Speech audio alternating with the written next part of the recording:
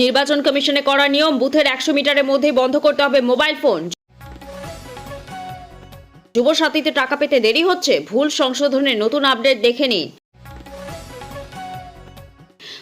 মোদির সভা থেকে ফেরার পথে ভুল ট্রেনে বিহারে গণপিটুনি খেলেন বাংলার বিজেপি কর্মী। আপনার নাম সুরক্ষিত তো? সোমবারই প্রকাশ প্রথম সাপ্লিমেন্টারি ভোটার তালিকা, কিভাবে চেক করবেন জানুন।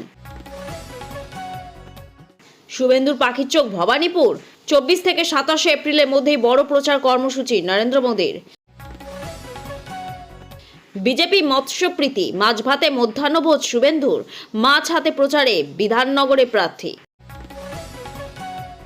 ভোটের আগে প্রাক্তন বিধায়কের গাড়ি থেকে উদ্ধার পিস্তল, মালদা জুড়ে শোরগোল।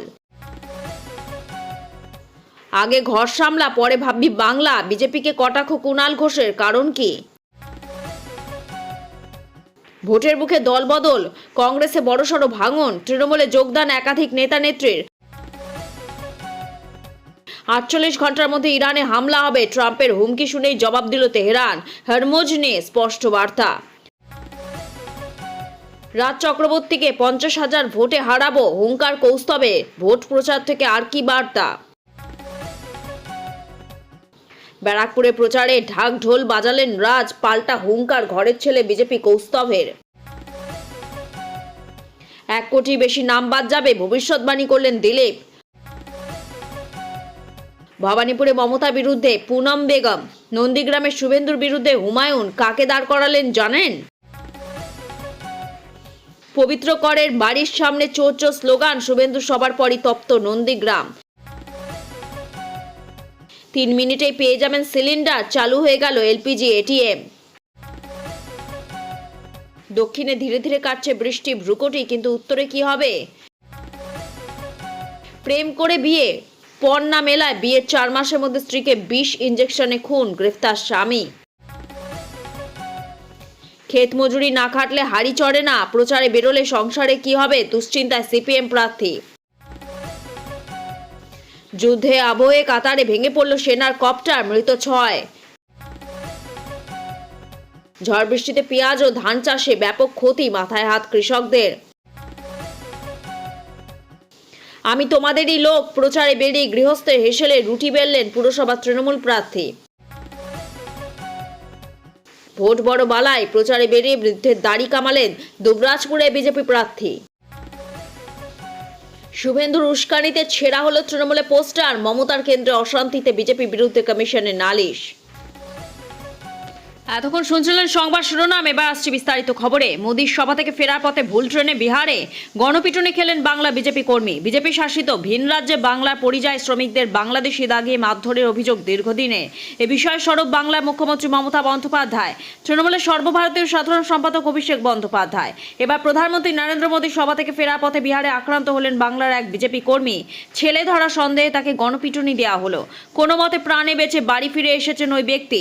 সারা গায়ে কাটা ছেঁড়া কালশিটের দাগ নিয়ে দুঃস্বপ্ন আতঙ্কে রয়েছেন তিনি। জানা গিয়েছে কলকাতা থেকে ফেরার পথে ভুল ট্রেনে চড়ে তিনি বিহারে চলে গিয়েছিলেন। আক্রান্ত ওই বিজেপি কর্মীর নাম সোমনাথ বর্মন। তিনি উত্তরবঙ্গের আলিপুরদুয়ার কুমার গ্রামের ভলকাবা রবিশা 2 নম্বর গ্রাম পঞ্চায়েতের বারুইপুর এলাকার বাসিন্দা।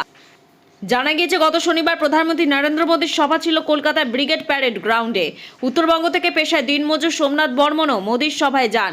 সভা শেষে বাড়ি ফেরার জন্য ট্রেনও ধরেছিলেন, কিন্তু তিনি ভুল করে অন্য ট্রেনে উঠে পড়েছিলেন। সেই বিষয়টি বুঝতে পেরে বিহারে কিষানগঞ্জ স্টেশনে নেমে পড়েছিলেন। আর তারপরই ঘটে ওই দুঃসহ ঘটনা। অভিযোগ, ওই জায়গায় তাকে ছেলে ধরার সন্দেহে পাকড়াও করা হয়, বেধড়ক মারধর করা হয় বলে অভিযোগ। শেষ পর্যন্ত পুলিশ তাকে উদ্ধারের পর প্রাথমিক চিকিৎসার ব্যবস্থা করে। 3 দিন পুলিশ হেফাজতেই ছিলেন। অভিযোগ, ওই জায়গায় তাকে ছেলে ধরার সন্দেহে পাকড়াও করা হয়, বেধড়ক মারধর করা হয়। শেষ পর্যন্ত পুলিশ তাকে উদ্ধার করে প্রাথমিক চিকিৎসা ব্যবস্থা করে। 3 দিন পুলিশ হেফাজতেই ছিলেন। চোট আঘাত নিয়ে কোনো রকমে বৃহস্পতিবার তিনি নিজের বাড়িতে ফিরে এসেছেন। আতঙ্ক পিছু ছাড়ছে না। সোমনাথ বর্মন বলেন, ফিরে আসার সময় হাওড়া স্টেশনে আমি সহযাত্রীদের হারিয়ে ফেলি। তারপরে একটি ট্রেনে উঠে ভুল করে বিহারে কিষানগঞ্জে নেমে পড়ি। সেখানে ছেলে ধরা সন্দেহে আমাকে মারধর করা হয়। পুলিশ আমাকে উদ্ধার করায় প্রাণে বেঁচে যায়। পুলিশের হেফাজতেই ছিলাম 3 দিন। পরে পুলিশরাই আমাকে একটি ট্রেনে তুলে দিলে বাড়ি পৌঁছতে পেরেছি। আমি এখনও অসুস্থ। তিনি আরও বলেন, স্থানীয় এক বিজেপি নেতা চিকিৎসার জন্য 1500 টাকা দিয়েছেন। কোনো মতে প্রাণে বেঁচে বাড়ি ফিরে এসেছেন ওই ব্যক্তি। সারা গায়ে কাটাছেঁড়া কালশিটের দাগ নিয়ে দুঃস্বপ্ন, আতঙ্কে রয়েছেন তিনি। জানা গিয়েছে কলকাতা থেকে ফেরার পথে ভুল ট্রেনে চড়ে তিনি বিহারে চলে গিয়েছিলেন। নির্বাচনী কমিশনে করা নিয়ম, বুথের 100 মিটারের মধ্যে বন্ধ করতে হবে মোবাইল ফোন। পশ্চিমবঙ্গ সহ 5 রাজ্যে ভোট গ্রহণের আগে একগুচ্ছ কড়া নির্দেশিকা জারি করল নির্বাচন কমিশন। এবার থেকে ভোট কেন্দ্রে 100 মিটার দূরত্বের মধ্যেই ভোটারদের মোবাইল ফোন সুইচ অফ বা সাইলেন্ট করে রাখতে হবে। বুথের বাইরে কোনো জমা রাখার বিশেষ ব্যবস্থা করবে কমিশন। এছাড়া ভোটারদের সুবিধার্থে প্রতিটি বুথের বাইরে প্রার্থীদের নাম, প্রয়োজনীয় নথি এবং ভোট দেওয়ার পদ্ধতি সম্বলিত 4টি বিশদ পোস্টার টাঙানো থাকবে। বিএলওদের উপস্থিতিতে তৈরি হবে বিশেষ সহায়তা কেন্দ্র, পানীয় জল, শৌচালয় এবং ছায়া ব্যবস্থার পাশাপাশি প্রতিবন্ধী ভোটারদের জন্য র্যাম্প নিশ্চিত করার নির্দেশ দেওয়া হয়েছে। আগামী 23 ও 29 এপ্রিল পশ্চিমবঙ্গে 2 দফায় ভোট গ্রহণ হবে এবং ফলাফল ঘোষণা করা হবে 4 মে। যুবসাথীতে টাকা পেতে দেরি হচ্ছে, ভুল সংশোধনে নতুন আপডেট দেখে নিন। যুবসাথী মাধ্যমে রাজ্যে বিপুল সংখ্যক যুবক ও যুবতী প্রতি মাসে 1500 টাকা করে আর্থিক সাহায্য পাচ্ছেন। তবে বর্তমান পরিস্থিতিতে বহু যোগ্য প্রার্থীর ব্যাংক অ্যাকাউন্টে এখনও সেই অনুদান পৌঁছয়নি। সরকারি তথ্য অনুযায়ী বাংলা যুবসাথী প্রকল্পের আওতায় উপভোক্তাদের আর্থিক সহায়তা দেওয়া শুরু হয়েছে 7ই মার্চ 2026 থেকে। প্রথমে এই সুবিধা 1 এপ্রিল থেকে চালু হওয়ার কথা থাকলেও পরে তারিখ এগিয়ে আনা হয়। স্ট্যাটাস যাচাই করা থেকে শুরু করে টাকা না পাওয়ার কারণ নিয়ে সাধারণ মানুষের মনে তৈরি হয়েছে প্রবল ধোঁয়াশা। লোকসভা নির্বাচনে আচরণবিধি কার্যকর হওয়ার ফলে সরকারি দফতরের স্বাভাবিক কাজ ব্যাহত হচ্ছে সূত্রের খবর। ব্লক উন্নয়ন আধিকারিকদের লগইন আইডি সাময়িকভাবে নিষ্ক্রিয় থাকায় তারা সরাসরি কোনো সমস্যার সমাধান করতে পারছেন না। যারা সমস্ত তথ্য সঠিকভাবে জমা দিয়েছেন কিন্তু এখনও অনুদান পাননি, তাদের অযথা আতঙ্কিত হওয়ার প্রয়োজন নেই। মার্চ মাস পর্যন্ত পর্যায়ক্রমে সেই অর্থ বিতরণ করা হবে। তাই ধৈর্য ধরে অপেক্ষা করাই বর্তমান পরিস্থিতিতে একমাত্র উপায়। যারা ইতিমধ্যে আবেদন করেছেন তারা সরকারি ওয়েবসাইট jubosati.wb.gov.in এ গিয়ে সহজেই নিজেদের আবেদনের বর্তমান স্ট্যাটাস জানতে পারবেন। যারা আবেদন করেছেন তারা সহজেই নিজেদের আবেদনপত্রের অবস্থা অনলাইনে দেখতে পারবেন। এর জন্য প্রথমে সরকারি ওয়েবসাইটে যেতে হবে, সেখানে আবেদনের অবস্থা দেখুন বা অনুরূপ অপশন নির্বাচন করতে হবে। এরপর আবেদন নম্বর বা রেজিস্টার মোবাইল নম্বর লিখে প্রদর্শিত সিকিউরিটি কোড পূরণ করে জমা দিতে হবে। তখন স্ক্রিনে আবেদনের বর্তমান অবস্থা দেখা যাবে, যেমন আবেদন গৃহীত, নথি যাচাই চলছে, অনুমোদিত অথবা বাতিল। যাদের ফর্মে ভুল রয়েছে বা কোনো কারণে আবেদন প্রত্যাখ্যান হয়েছেন তারা ভোটের আবহ শেষ হলে পুনরায় তা সংশোধনের সুযোগ পাবেন। সাধারণ মানুষের সুবিধার্থে আগামী দিনে লক্ষ্মীর ভাণ্ডারের মতো একটি নির্দিষ্ট অনলাইন ট্র্যাকিং সিস্টেম চালু হওয়ার প্রবল সম্ভাবনা রয়েছে। রাজ চক্রবর্তীকে 50,000 ভোটে হারাবো, হুঙ্কার কৌস্তবের। ভোট প্রচার থেকে আর কি বার্তা? জমজমার ভোট প্রচার, ছুটির দিনে দল বেঁধে জনসংযোগ করতে ব্যস্ত প্রার্থীরা। রবিবার সকাল থেকে ব্যারাকপুরে প্রচারে নামলেন তৃণমূল প্রার্থী রাজ চক্রবর্তী এবং বিজেপি প্রার্থী কৌস্তব বাগচি। চলচ্চিত্র পরিচালক বনাম আইনজীবী, ঢাক ঢোল খোল কীর্তন বাজিয়ে একেবারে জমে উঠেছে প্রচার। প্রচারে গিয়ে রাজ চক্রবর্তী বলেন, 2021 সালে যখন প্রচার শুরু হয় তখন এই ব্যারাকপুরের 1 নম্বর ওয়ার্ড থেকেই শুরু হয়। এই ওয়ার্ড আমার জন্য খুব শুভ, এখানকার মানুষজন খুব ভালো। আমার প্রচুর কাজের নিরিখে যদি দেখা যায় এখানে আমরা প্রচুর কাজ করেছি। মুখ্যমন্ত্রী মমতা বন্দ্যোপাধ্যায় মানুষের জন্য যে কাজ করতে চলেছে আমরা সেই কাজগুলোকে বাস্তবায়িত করেছি। রাস্তাঘাট থেকে শুরু করে ড্রেন, লাইট সব কিছুর কাজ হয়েছে, কিন্তু কাজ হয়তো এখনো বাকি, তবে সব হবে। এলাকার সাধারণ মানুষ বলছেন রাজ চক্রবর্তী গত 5 বছরে যা কাজ করেছেন তাতে যথেষ্ট আত্মবিশ্বাসী তিনি। এই অঞ্চলে ব্যারাকপুর গড়ে তোলার লক্ষ্যে 50,000 ভোটে রাজ চক্রবর্তীকে হারাবে। তিনি আরও জানান, বামপন্থীদের একটা বড় অংশ যেভাবে আমার সমর্থন জানিয়েছেন আমি কৃতজ্ঞ তাদের প্রতি। ভবানীপুরে মমতার বিরুদ্ধে পুনম বেগম, নন্দীগ্রামে শুভেন্দু বিরুদ্ধে হুমায়ুন, কাকে দাঁড় করালেন জানেন? হাই ভোল্টেজ ভবানীপুরে এবার প্রার্থীর নাম ঘোষণা করল হুমায়ুন কবিরের আম জনতা উন্নয়ন পার্টি। হুমায়ুনের দলের টিকিটে ভবানীপুরে প্রার্থী হচ্ছেন পুনম বেগম। শুধু ভবানীপুর নয়, পূর্ব মেদিনীপুরে নন্দীগ্রাম আসনেও প্রার্থীর নাম ঘোষণা করলেন হুমায়ুন। সেখানে প্রার্থী করা হলো শাহিদুল হককে। দিন 4 আগে হুমায়ুন ঘোষণা করেছিলেন তার দল রাজ্যের 182টি আসনে প্রতিদ্বন্দ্বিতা করবে। গত 18 মার্চ মালদহ ও মুর্শিদাবাদের আসনগুলিতে প্রার্থীদের নাম ঘোষণা করেছিলেন হুমায়ুন। তিনি নিজে লড়েছেন মুর্শিদাবাদের দুটি আসন থেকে, রেজিনগর ও নওদা। ফিরহাদ হাকিমের প্রাক্তন জামাই ইয়াসিন হালদার জনতা উন্নয়ন পার্টির হয়ে লড়বেন কান্দি থেকে। এদিন আরও 140টির বেশি আসনে প্রার্থীর নাম জানালেন হুমায়ুন। 4 দিন আগেই তিনি জানিয়েছিলেন ভবানীপুর থেকে তারা প্রার্থী দিচ্ছেন। এদিন সেই প্রার্থীর নাম ঘোষণা করল আম জনতা উন্নয়ন পার্টি। হাই ভোল্টেজ ভবানীপুরে তৃণমূলের টিকিটে প্রার্থী হয়েছেন স্বয়ং মমতা বন্দ্যোপাধ্যায়। আবার বিজেপির টিকিটে লড়েছেন শুভেন্দু অধিকারী, সেখানে এবার প্রার্থী দিলেন হুমায়ুন। ভবানীপুরের 77 নম্বর ওয়ার্ডের বাসিন্দা পুনম বেগম। এদিন তার নাম ঘোষণা হওয়ার পর পুনম বলেন, মনে বিশ্বাস আছে, আল্লাহর উপর ভরসা আছে, নিজের 100% দেব। তাকে ভয় দেখানো হয়েছিল বলে অভিযোগ করে ভবানীপুরে এজিইউপি প্রার্থী বলেন, এখন আর বেশি কিছু বলবো না। নন্দীগ্রামও এবার আলোচনার কেন্দ্রে রয়েছে। ভবানীপুরের পাশাপাশি নন্দীগ্রামে প্রার্থী হয়েছেন সেখানকার বিদায়ী বিধায়ক শুভেন্দু। নন্দীগ্রামে প্রার্থী দিয়েছে বামেরা। এবার আইএসএফ সেখানে প্রার্থী দেবে বলে ঘোষণা করেছে। এবার হুমায়ুন ঘোষণা করলেন আম জনতা উন্নয়ন পার্টির টিকিটে নন্দীগ্রামে লড়বেন শহীদুল হক। ভাঙড়েও প্রার্থী দিল হুমায়ুনের দল, সেখানে প্রার্থী করা হয়েছে সীমা ভট্টাচার্যকে। এই আসনে তৃণমূলকে এবার প্রার্থী করছে শওকত মোল্লা। এই আসনে তৃণমূল এবার প্রার্থী করেছে শওকত মোল্লাকে। আবার আইএসএফ টিকিটে এখানকার বিদায়ী বিধায়ক নওশাদ সিদ্দিকীর প্রার্থী হওয়ার প্রায় নিশ্চিত।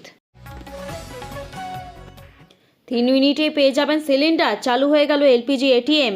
এলপিজি সিলিন্ডার নিয়ে কাড়াকাড়ির মাঝে সুখবর। এবার থেকে এলপিজি সিলিন্ডার বুক করে ডেলিভারির জন্য অপেক্ষা করতে হবে না। আপনি নিজেই ফাঁকা সিলিন্ডারে ভরে নিতে পারবেন গ্যাস। কিভাবে জানেন? এলপিজি এটিএম থেকে। হ্যাঁ, ঠিকই শুনেছেন, দেশের মধ্যে চালু হয়ে গেল এলপিজি এটিএম। কিভাবে কাজ করে এটি? দিল্লি পার্শ্ববর্তী এলাকায় প্রথম এলপিজি এটিএম চালু হলো গুরুগ্রামে। সোহনায় সেক্টর 33-এ সেন্ট্রাল পার্ক ফ্লাওয়ার ভ্যালিতে এই এলপিজি ভেন্ডিং মেশিন চালু হয়েছে, যা সম্পূর্ণ এটিএমের মতনই কাজ করে। ভারত পেট্রোলিয়ামের তরফে পাইলট প্রকল্প হিসাবে এই পরিষেবা চালু করা হয়েছে। গত 6 মার্চ এই মেশিন ইনস্টল করা হয়েছে। এই এটিএমে ফাঁকা এলপিজি সিলিন্ডার নিয়ে গেলে মাত্র 2 থেকে 3 মিনিটে সিলিন্ডার ভরে যাবে। দিন হোক বা রাত, যে কোনো সময় এই পরিষেবা পাওয়া যাবে। অর্থাৎ রাত বিরেতে গ্যাস শেষ হয়ে গেলে আর না খেয়ে থাকতে হবে না। দিনের পর দিন গ্যাসের ডেলিভারি পাওয়ার জন্য অপেক্ষা করতে হবে না। কোনো ফোন বুকিংয়ের প্রয়োজন পড়বে না। এই এলপিজি এটিএমের আরও একটি সুবিধা আছে, এতে ভারী লোহার সিলিন্ডার দেওয়া হয় না, তার বদলে ফাইবারে তৈরি কম্পোজিট সিলিন্ডার দেওয়া হয়। এর ওজন মাত্র 3 কেজি। এতে 14 কেজি এলপিজি ভরা যায়।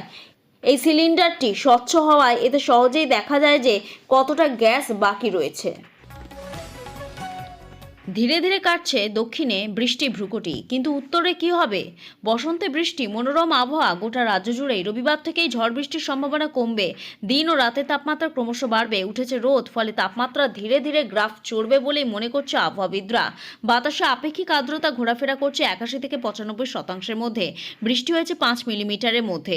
অন্যদিকে তীব্রতা কমলেও সপ্তাহভর বৃষ্টি অনুকূল পরিবেশ থাকবে বলে জানাচ্ছে আবহাওয়া দফতর। হালকা থেকে মাঝারি বিক্ষিপ্ত বৃষ্টির সম্ভাবনা থেকে যাচ্ছে। 30 থেকে 40 কিলোমিটার গতিবেগে দমকা ঝড়ের সঙ্গে বজ্রবিদ্যুৎ সহ বৃষ্টি হতে পারে ঝাড়গ্রাম, পূর্ব পশ্চিম মেদিনীপুর, উত্তর ও দক্ষিণ 24 পরগনা জেলাতে। বাকি জেলাতে আংশিক মেঘলা আকাশ থাকছে। 2-1 জায়গায় বজ্রবিদ্যুৎ সহ হালকা বৃষ্টির সম্ভাবনা রয়েছে। বুধবারের জন্য স্বাভাবিকের কাছাকাছি ফিরতে পারে তাপমাত্রা। সপ্তাহান্তে ফের বজ্রবিদ্যুৎ সহ বৃষ্টির সম্ভাবনা বাড়তে পারে। শুক্রবার থেকে সেই সম্ভাবনা তৈরি হতে পারে বলে অনুমান আবহাওয়াবিদদের। তবে উত্তরবঙ্গের উপরের দিকে 5 জেলায় বজ্রবিদ্যুৎ সহ ঝড় বৃষ্টির সম্ভাবনা থাকছে। দার্জিলিং, আলিপুরদুয়ার, কোচবিহার, জলপাইগুড়িতে ঝড় বৃষ্টির সম্ভাবনা থাকছে। বজ্রবিদ্যুৎ সহ হালকা মাঝারি বৃষ্টির সঙ্গে 40 থেকে 50 কিলোমিটার গতিবেগে দমকা বাতাস বইতে পারে। বুধবার পর্যন্ত এই 5 জেলায় বজ্রবিদ্যুৎ সহ ঝড় বৃষ্টির সম্ভাবনা থাকছে। মঙ্গলবার উত্তর দিনাজপুর জেলাতে ঝড় বৃষ্টির সম্ভাবনা থাকবে। অন্যদিকে পূর্ব সিকিমে তুষার ধসের সতর্কবার্তা থাকছে।